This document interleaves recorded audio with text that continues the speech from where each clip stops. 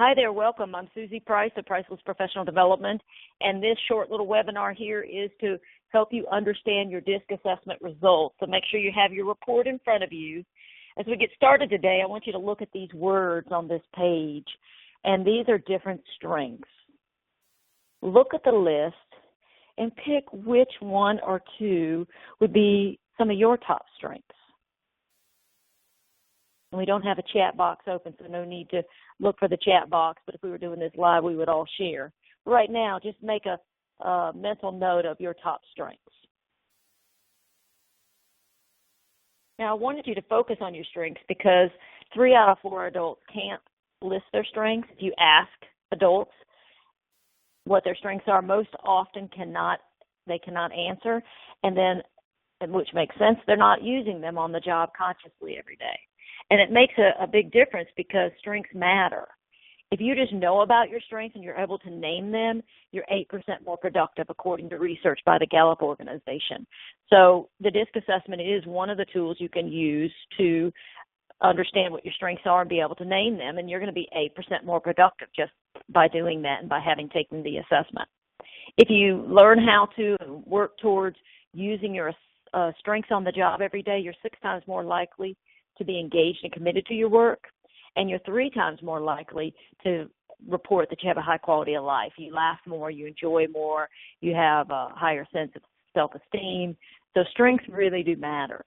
And in the role of leadership, leaders who lead based on strengths are 86% more successful than leaders who don't, 86%. That's a huge percentage. And then the Gallup organization also researched teams, 25-person teams. They interviewed millions of employees and then looked at the business results of a 25-person team, and they looked at the scores of the people on the team when they talked about their engagement, how committed they were to the work. And one of those areas that they talk about in the engagement is using your strengths on the job. And those teams were 44% higher scores in customer service and 38% higher scores in productivity. So strengths matter. They make a bottom line business difference. And that's what we're going to look at today as we review your assessment results. Let's do a quick review and put a little of the DISC assessment in context and let you know that there are many views of a person, and the DISC assessment is just one of those views. And you see over here on the top left, you see I use a car analogy to explain the assessments that I use. And the DISC behavioral style assessment, if we played it toward the car analogy, is how you tend to drive. So are you steady and cautious, or do you go really fast? Are you kind of competitive? I got to get there really quick. Or do I wave to everybody and let everybody in the line? It's just style tendencies. It's what people will see, and it's how they describe you. There's another assessment called the Workplace Motivators Assessment that covers what fills your gas tank. And so if Workplace Motivators make sense, what gives you energy, what's a driving force for you, what fills your gas tank. So DISC style is a great assessment because it gives you one view of your strengths, but then you also have another tool that's important to understanding someone's strengths, and that's, what's their top motivator. In addition, you've got another assessment that I use called the acumen assessment, and it's under the hood, sticking with our car analogy. It's how someone's actually thinking and feeling, and you can find strengths there as well. When you're looking at yourself and to people on your team and you're trying to figure out where their strengths lie, in addition to these 3 areas, you talk about someone's background and experience, and that's the roads traveled, where they've been, and where they want to go. And all of that can make up a big picture of, in hiring, how you figure out who to hire, because you want to get the fit in these areas. When you're managing, trying to understand a person's strengths. And so I want to show you that there are many views, because the DISC assessment is only one view, and it's a great tool, or I wouldn't be using it. But because people like it so much because it's easy to understand and grasp, they tend to try to have it fill in some of these other spaces, and it really is just one view of a person. And you've got these other areas: what fills your tank, what's under the hood, how someone's thinking and feeling, and their background and experience, and where they're headed. So that's the kind of putting the DISC assessment in context, I hope. And so what to go back to this and just make sure it's clear to you, it's what people will see. It's a visible assessment of someone's behavioral style. And it does give you good insight on yourself, and it gives you good insight into your strengths. Strengths overused can become your blind spots. It gives you insights on blind spots for yourself and others. And let's go into that a little bit now. The DISC assessment, the reason it's called DISC, D-I-S-C, is because there's 4 quadrants. We're usually a mix of quadrants, but each quadrant kind of has their own descriptors. The dominance quadrant is someone who's very direct and assertive. So direct means they probably get up close to you and they don't hold back. They're not low-key. They're pretty assertive and direct in their conversation. Fast-paced. High Ds tend to, one of their greatest strengths is they project urgency into situations, and it can also be a blind spot because if we tend to think everything is urgent, then sometimes that can cause a problem. The High D talks to think. So let me express and talk about what I'm thinking, and that's how I get clear. The High D will be task-oriented first, and here's what we need to get done. And the High D most wants to win. So they bring that will to win. We need to solve a problem, and let's go do it. The next style is the High I, and you'll see some things that are complementary between each one of these. And with the High I, it's direct, but then they're very friendly. Hi, well, let me wave at you. If they're in their car, they're waving at people. They also move at a fast pace, tend to talk with their hands, so they're animated and upbeat, tend to talk a lot to get clear on their thinking. And instead of being task-oriented like the High Dominance, the High Influence is people-oriented. So it wants to interact and think about people, and let me sit by you, and kind of takes that approach first. And what the High I is oriented towards and loves to do is to talk and interact and communicate.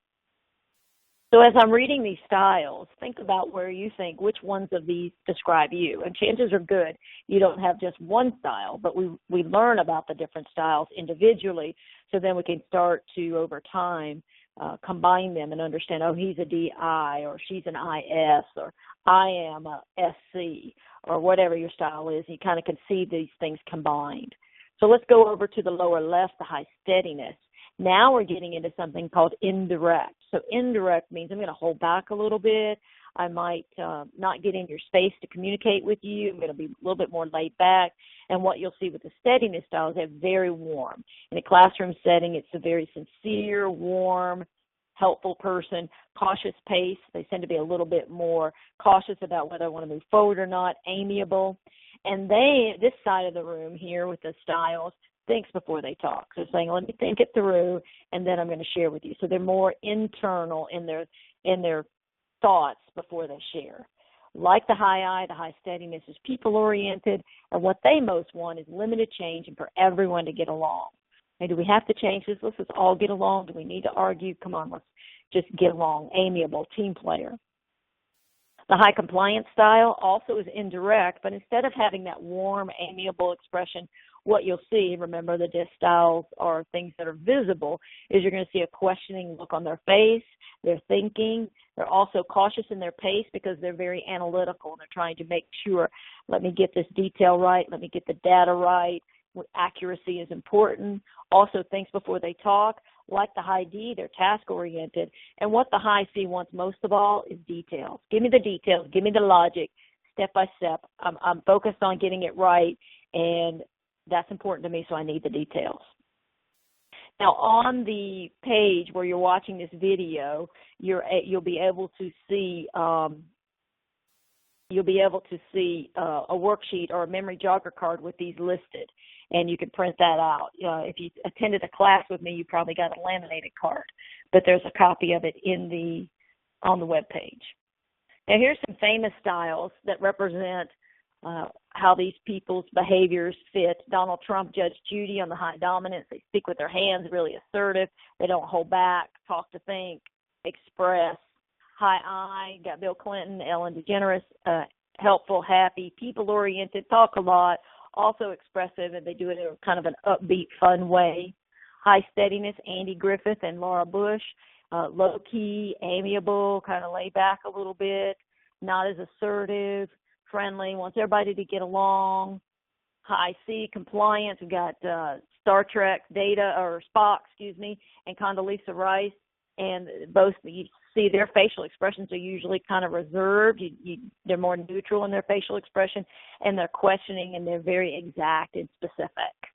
So you've got 4 styles, you got 4 different types of personalities, and you'll see a mix of those in people and on teams and in your report. Here's a slide that shows some similarities between the different styles. On the left side, we've got the people who are more cautious, and we call them more introverted because they're thinking before they'll talk. And on the right side, we have the extrovert. They talk to think, and they're going to take quicker risks. We've got the task focus up top on the D and the C, and we've got the people focus on the bottom, the I and the S. And when you look at your memory jogger card, you'll notice that there are a longer list of attributes for each one of these, or descriptors, and you'll see that I color-coded them so you can see where there's similarities on the different sections. So the DISC styles, great way to get to read people, great way to understand strengths, but they're not perfect. And as I mentioned earlier when I showed you that there's many views of a person, the DISC results, they're fun, people like them, but they sometimes over-apply them. So I just want to make sure and caution you to enjoy the results, use the results, but don't put people in boxes, because the DISC assessment results are not going to tell you whether somebody's going to be successful or fail. It can help somebody better understand how to be more successful by understanding their strengths and managing their blind spots. But just an assessment of one style, of somebody's style, is not going to tell you whether they're going to make it or not. It's not mental. It doesn't let you know what they're thinking and what their intellect is or their emotional intelligence. It's not a measure of mental health. It's not really a psych test. It can show you a little bit if somebody's stressed out, or if you're stressed out, where that might be happening, but it's not a measure of mental health. It doesn't tell you what's in your heart. It's not the perfect tool to use for interviewing. It's one tool that you could use, but it's not a big enough view of a person to use to successfully use by itself in interviewing. And it's not perfect. Most people say that their assessment results are about 85% accurate. And so you can look at that and see if that's true for you. And they're not perfect. They're really good, though. And where they're good is they can best help you look at how to use your strengths. I've already alluded to the picture there on the right, the blind spots. You know, blind spots are what we don't see when we're driving, but everybody else does. And it's a great tool for teams to get started on and get comfortable with talking about behaviors, understanding different behaviors, understanding other strengths, understanding how to communicate more effectively with each other. And so it can really help a team come together and be more effective. So now let's go into your report and look at your assessment results. And you'll go to page 21 or 22. It depends on where it lands in your report. And you'll see a graph like this. And this is the graph that I want you to look at. So take a minute now and go get your assessment and open to this page. And we're going to look at the natural style first. And if you look at this graph, you'll see the numbers on the side there, 0 to 100. And you'll see that there's the 50 line is kind of, the 50 number is kind of thick. Anything above 50 starts to be a style that people might see from you. The natural style is the one that we talk about the most because that's a style that doesn't change. It usually, when you retake the assessment, it's not different. It shows up the same. And I'll tell you a little bit about the adapted style in a minute. But our natural style is under stress. This is where you'll go when you're at home. This is what you'll do. And sometimes at work you may be being your natural style. It just depends. But it's where you're most comfortable and it's where your greatest strengths are. So I want you to pay attention to the natural style. And I'm pointing out the numbers there, 0 to 100. The stronger the number, this is my assessment, you'll see how strong my tendencies are for the D and the I. If they're lower down here, it's a little bit more situational, and it's not as easy to read. And you see the D-I-S-C across the top. So in this assessment, you can see I'm a high D and a high I. And so you just make a note of what your highest are. And then when you go back and read the descriptors on what we just did a review of, you'll go, oh, yep, I can see some of that.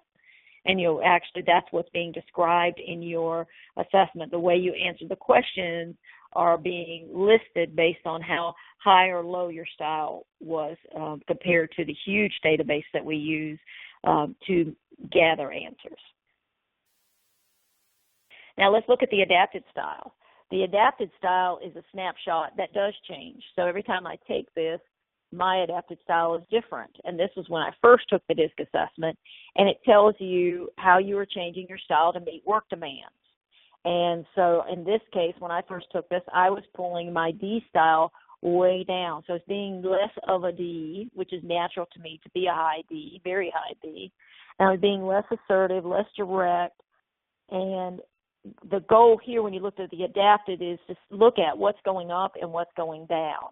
And anything that's more than 10 points, you kind of want to make a note of. So if you look at my example, moving my S style down more than 10 points, and I'm moving my D style down more than 10 points. So for you, what are you moving up or down? Kind of make a note. What's going up or down more than 10 points? And so when you note what's going up or down, then look at this page. You can pause this video to see what you're doing. If you're moving it up, here's some descriptors about things that you may be doing to adapt at work according to the assessment. And then you can look at that and say, okay, yeah, that is. I'm focusing. If your C is going up, I'm focusing on procedure and accuracy more because we're doing an audit, or we're, so-and-so is saying is more important that we not make mistakes. And so I've been doing more of that. So it kind of gives you a little bit of feedback on what it means to move up or down. So pause this if you want to take notes on this. And then adapting. People say, well, is it good or bad that I'm adapting? Well, only you can answer that. You have to put context into it. Usually, if it's more than 10 points, it is time to pause and say, okay, is this working? Is this working? Is this a sign of some stress? Am I feeling some tension because I'm adapting so far away from what is comfortable to me? Or is this just temporary and it's something that I need to do and it's working and I'll get back to what's more normal or natural to me, in a month or whatever? And then the third question to ask yourself, is this a strength revealed? And I'll tell you, for me, under my high D, I had no idea that I was a high D until I saw this assessment. I had no idea that I had a lot of those strengths about, helping the team win and problem solver and competitiveness. And so it was a highlight for me, and it really did help me understand.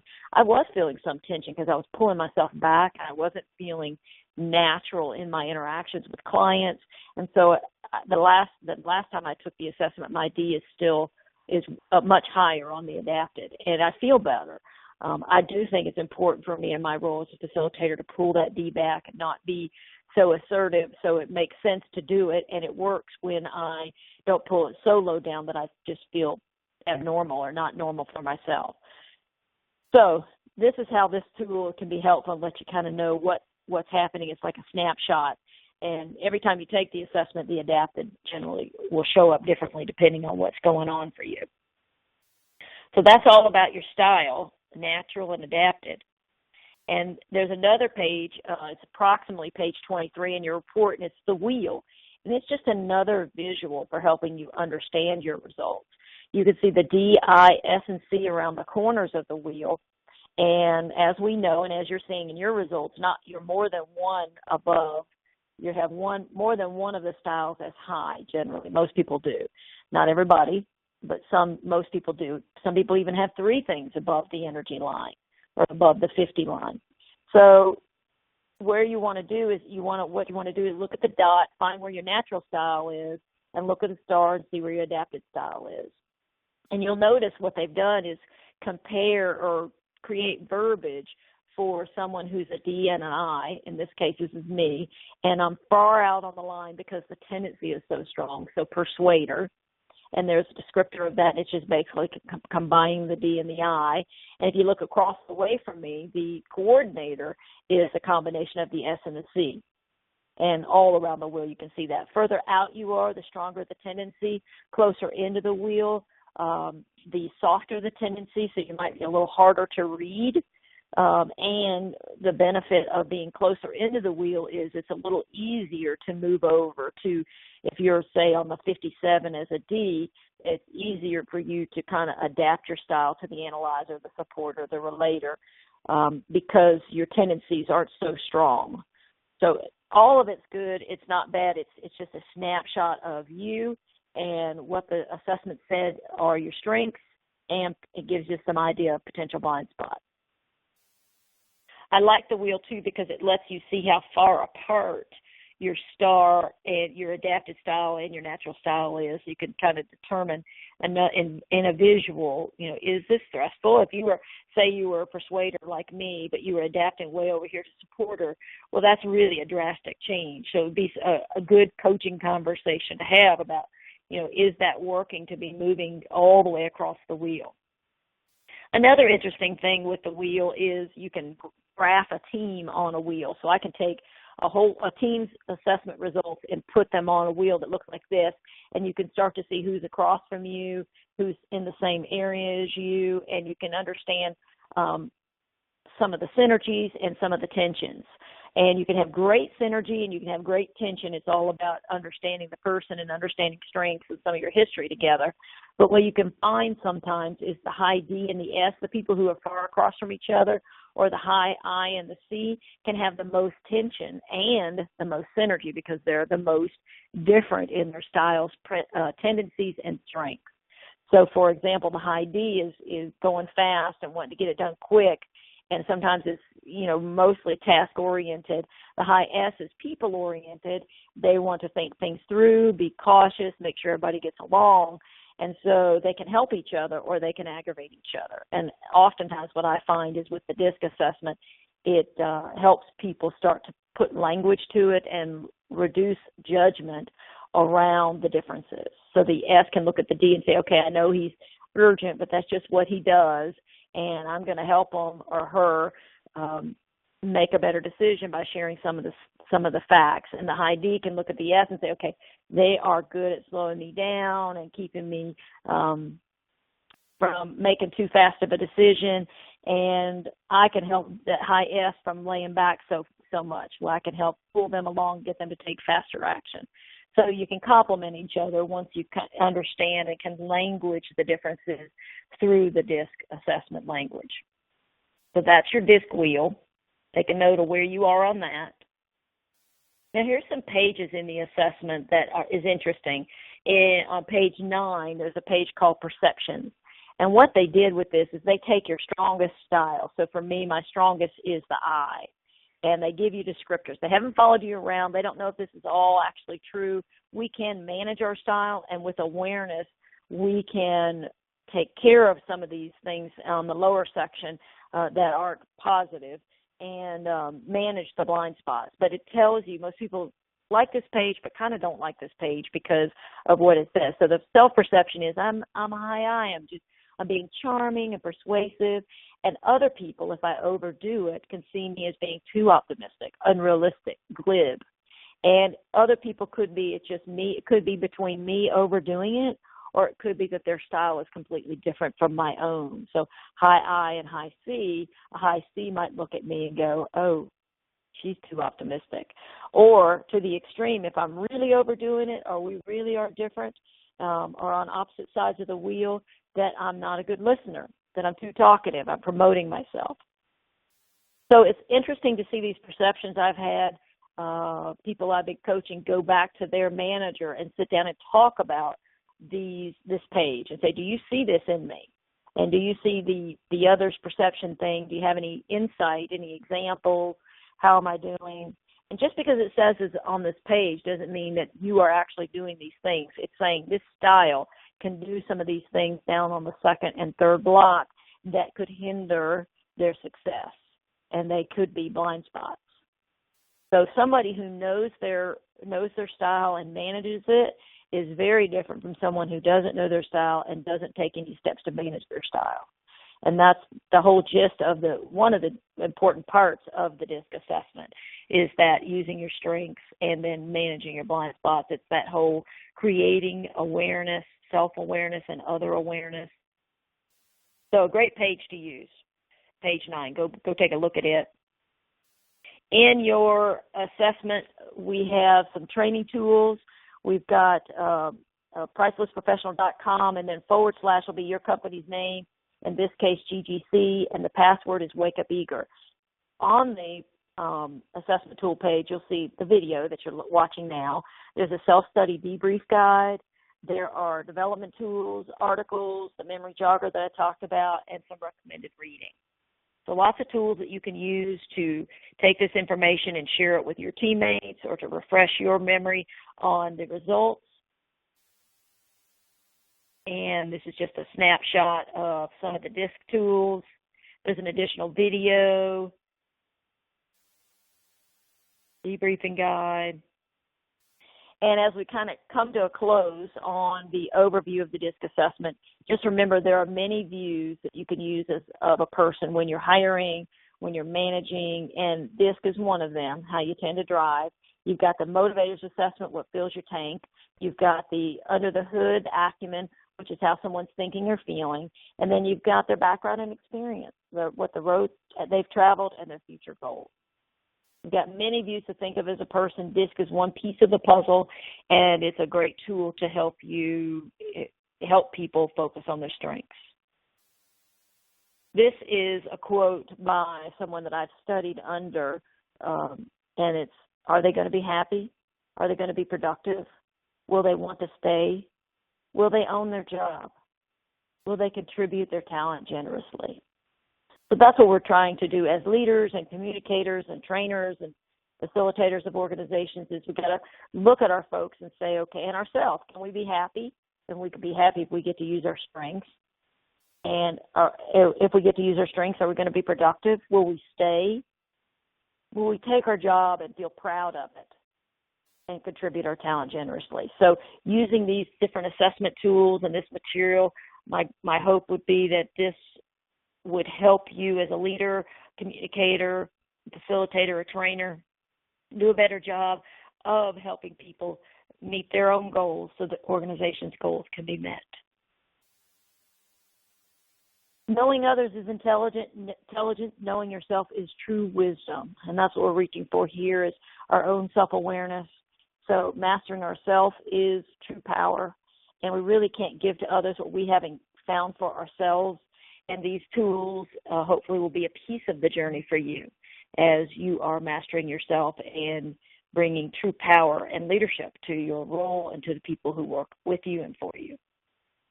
And that's it. If you have any questions, there's my contact information. You can email or call me anytime. Thank you.